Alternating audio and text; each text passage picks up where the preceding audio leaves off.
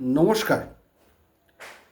অনেকে খুব confused tenancy agreement বা লিভার লাইসেন্সি এগ্রিমেন্ট রেজিস্ট্রি করা নিয়ে।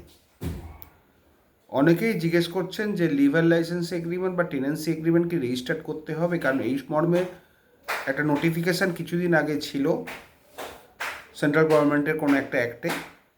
সেটা এখন করতে হবে কি না, কারণ সেন্ট্রাল এবং স্টেট একটাই গভর্নমেন্ট হয়ে গেছে।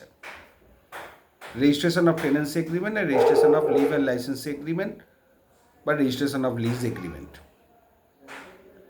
আপনাদের প্রথমেই বলে রাখি, ওয়েস্ট বেঙ্গল প্রেমিস টেনেন্সি অ্যাক্টে এবং ট্রান্সফার প্রপার্টি অ্যাক্টে লিভার লাইসেন্সি এগ্রিমেন্ট এবং রেজিস্ট্রেশন অ্যাক্টে লিভার লাইসেন্সি এগ্রিমেন্ট বা টেনেন্সি এগ্রিমেন্ট রেজিস্টার্ড করার কথা কোথাও বলা নেই। এবং স্টেট ল, যদিও সেন্ট্রাল লতে বলা আছে, কিন্তু স্টেটে যেহেতু একটা স্পেসিফিক ল আছে, রেজিস্ট্রেশন অ্যাক্টে এই টেনেন্সি অ্যাক্ট এবং লিভার লাইসেন্সি এগ্রিমেন্টের রেজিস্ট্রেশনের কথা কোথাও বলা নেই। রেজিস্ট্রি করলে করা যেতেই পারে, সেটা কোয়ারি ফিল আপ করে আপনি দেখুন কত টাকা ভ্যালু হচ্ছে, কিন্তু এখনও পর্যন্ত আজকের দিন পর্যন্ত রেজিস্ট্রেশন বাধ্যতামূলক নয় লিভার লাইসেন্সি এগ্রিমেন্ট টেনেন্সি এগ্রিমেন্টে।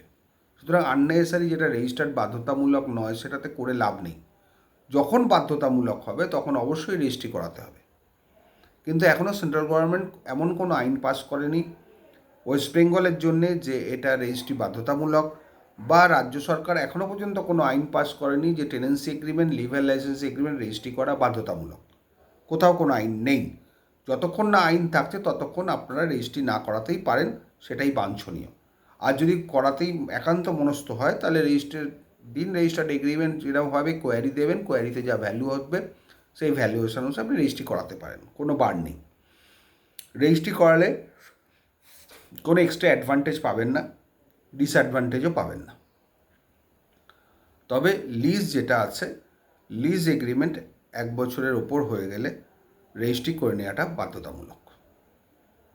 অনেকে বলে 21 বছর, বাট আমি বলি 1 বছর বেশি হয়ে গেলে লিজ যদি দিতে চান তাহলে সেটা রেজিস্ট্রি করে নিন, ভালো হবে। আর এছাড়া আদারওয়াইজ কোনো কিছু নেই, আপনারা আনরেজিস্টার্ড হিসেবেও চালাতে পারেন, নোটারি করে নিন, কোনো অসুবিধা নেই, বেনিফিট একই। আর যদি কোনো কনফিউশন থাকে লিখবেন, সময় সুযোগ পেলে জবাব দেব। ভালো থাকবেন।